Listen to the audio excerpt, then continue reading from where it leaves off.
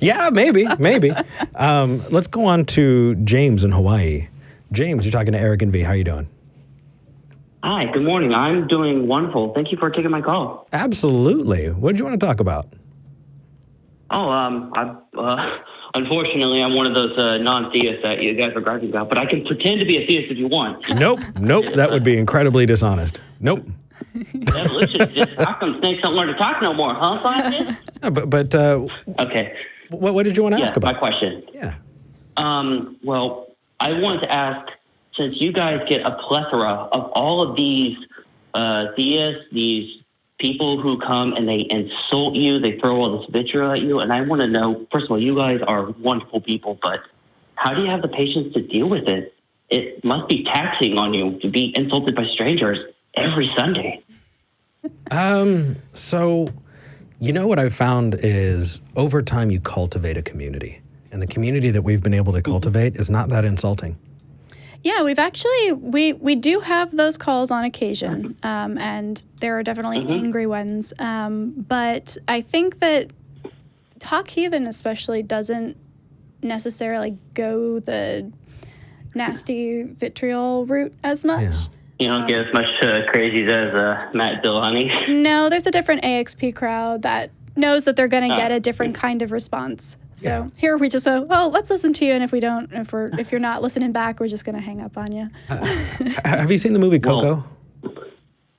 I, for one, appreciate the work that you guys do. A few weeks ago, you guys took a call from a very close friend of mine, and the way y'all handled his question, because he was very curious, he's struggling, and at some point, I wanted to call and thank you deeply from the bottom of my heart for how respectful you are, giving good atheist, a respectful name.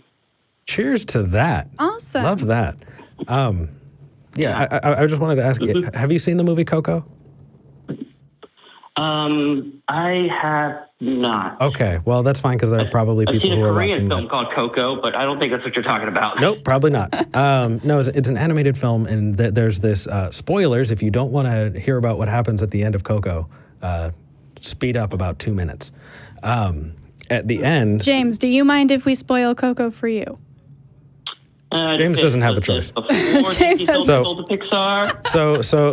here's the deal. At the end, you have the villain who is just doing something incredibly dishonest, and the way that they... life's over. The way that... I'm kidding. Don't, please, keep going. The way that they solve it is they put on a camera and they let that person hang themselves in front of everyone. They let that person show their true colors. And when you have somebody call in who's vitriolic, who's hateful, that is not necessarily representative of all religious people. But what it is representative of is bigotry and intolerance. And when you put that on display, there's nothing we have to do, because it shows. And when people call in and they have a bad argument or something like that, we don't need to convince them necessarily, because the backfire effect is totally a thing. But when people call in, others here are watching. And maybe their guard is down just a little bit. Maybe they're not worried about or feeling like they're being attacked, but they can go, hey, I can see this conversation in a way that isn't, creating tension with my family. And maybe, hey, I can see kind of how this fleshes out a little bit. And that's really the big benefit of that is, somebody can call really angry and upset and all of that, but right now, there are almost 2,000 people watching this live. Wow. Greetings from Hawaii, 2,000 people. And there are more people who are going to watch this after the fact.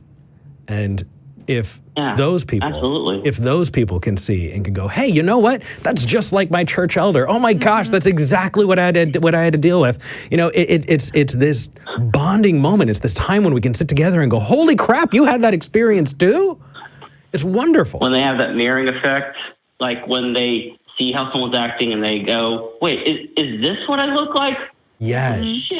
Yep. And even if it doesn't take them all the way out, but it causes someone to give pause and maybe be a little bit more empathetic, maybe be a little bit more charitable in the way that they listen, then we have fucking done our job.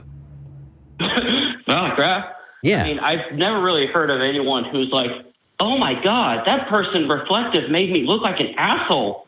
Oh my God, I must be the asshole for worshiping a guy who drowns his own kids. But here's the thing, dude. God. Like we've had callers who've called in afterwards, the second time and been like, oh my gosh, I was an asshole. Like, it's happened. It's happened and it's wonderful. And so I think that's the point of it too. I mean, yeah, you get a lot of people who suffer from the Dunning-Kruger effect, but it must feel amazing when you get that one guy who called back and said, hey, you know what? You opened my eyes, you planted the seeds, and come back and thank you. So if we're just saying, if it's all reaching out to that one person, you guys are the real heroes. Aww. Not all heroes wear capes. Yeah, love you too. You give me the warm fuzzies. All right, James. Take care. Also, I definitely do wear a cape, just not on the show. Can confirm. But you know what? It's the most wonderful of capes, and our eyes are not good enough to see it. I Oh, understand. sweet baby Jesus. All right, goodness. James. I can't. Bye. We'll talk to you later. You guys have a good day.